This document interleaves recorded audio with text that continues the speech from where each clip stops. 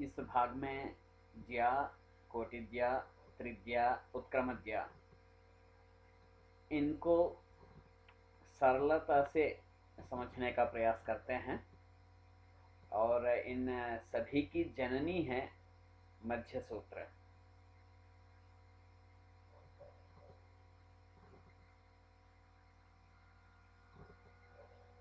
मध्य सूत्र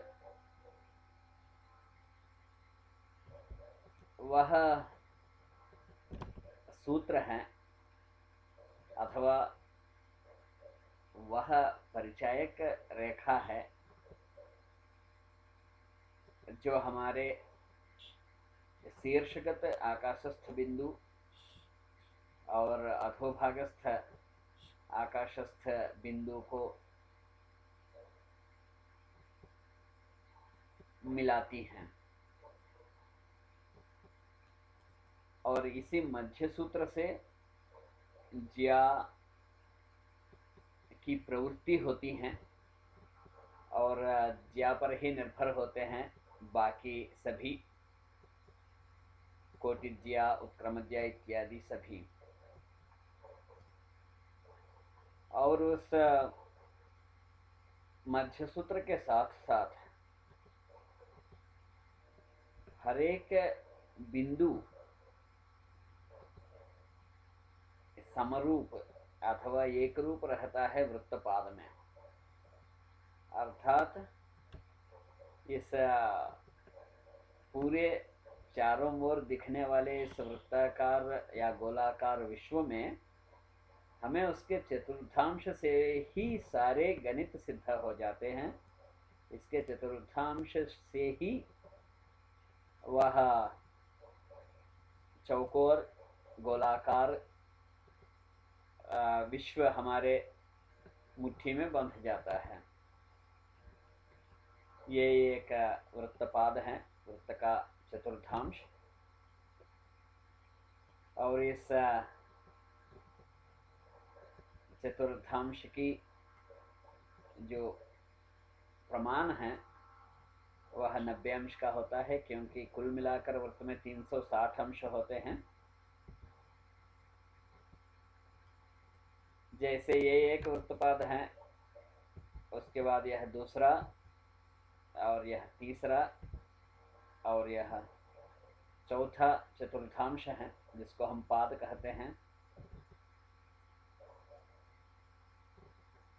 जैसे हम पहले से देखते आ रहे हैं, उस चौकोर, वृत्ताकार या गोलाकार में दिखने वाले उस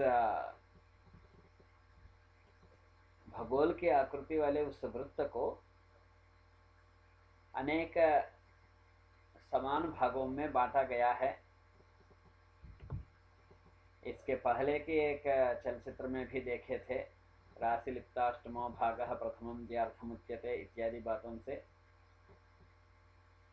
उस प्रकार जब हम बांटते हैं तो वो 92 भाग बनेंगे पूरे चारों चरणों का मिलाकर। और उनमें यदि बनाने का हम प्रयास करें तो वो ज्या इस प्रकार से बनेंगे, एक ओर से दूसरी ओर तक। क्योंकि यहाँ हम ज्या उसको नहीं कह रहे हैं जो चाप के एक छोर से दूसरे छोर तक मिलाता हो। यहाँ पर हम उसको कह रहे हैं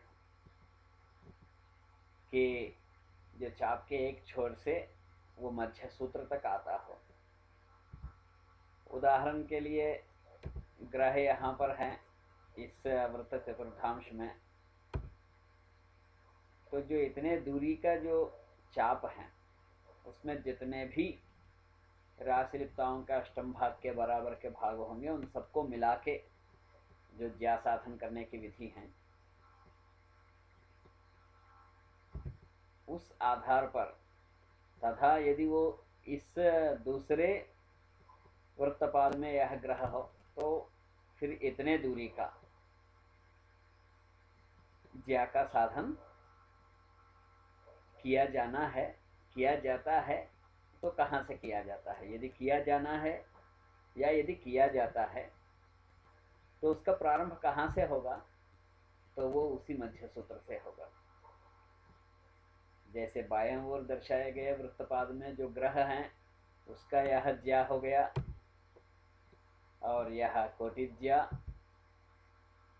और ये ग्रह कर्ण, तृतीया रूपी ग्रह कर्ण। फिर उसी प्रकार से इस चतुर्थांश में देखेंगे तो वहां पर भी यही मान है, अर्थात हर एक चतुर्थांश में ज्या की जो प्रवृत्ति हैं वो बराबर में रहती हैं। अतः हमें केवल वृत्त के 1/4 भाग को समझना है। इसलिए संपूर्ण वृत्त में 96 ज्याखंड होने के बावजूद आचार्य लोगों ने 24 ज्याखंडों का वर्णन इस कारण से किए हुए हैं, क्योंकि वही 24 का प्रमाण, वही प्रवृत्ति बाकी सभी में हो जाती है।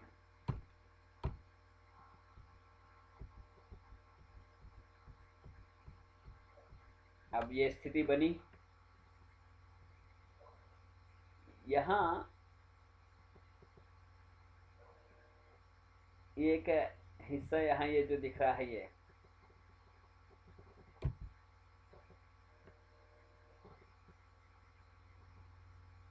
दूसरी भाग पीले वर्ण में दिखाई दिया।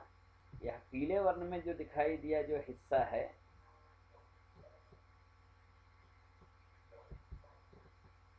यदि ध्यान से देखें, जितने भी खंड धीरे धीरे से वहां बनते हुए दिख रहे हैं,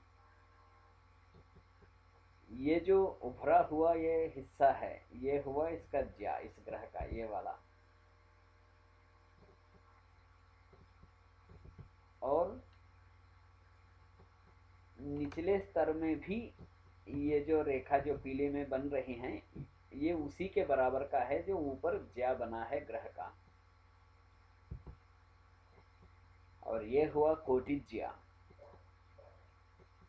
और इस कोटिज्या के बराबर का ही फिर मध्य सूत्र में भी वह हरे वर्ण का यह रेखा है। फिर उसके बाद ये हैं हिस्सा उत्क्रमज्या, उस ज्या की उत्क्रमज्या। और यह ग्रह कर्ण पहले से ही हमने विचार किए हुए हैं।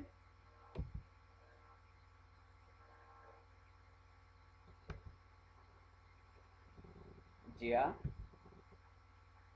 ज्या के बराबर का वह खंड, कोटिज्या, कोटिज्या के बराबर का वह खंड, उत्क्रमज्या, और उत्क्रमज्या के बराबर का वह दूसरा खंड। इस प्रकार से ये 4 भाग हैं जो ज्या से उत्पन्न होते हैं, ज्या के कारण उत्पन्न होते हैं। वे प्रायः हरेक स्थान में, गणित के हरेक पायदान में हमारे सामने उपस्थित हो जाते हैं। फिर मिलते हैं इसी प्रकार कुछ और अंशों को लेकर अगले वीडियो में।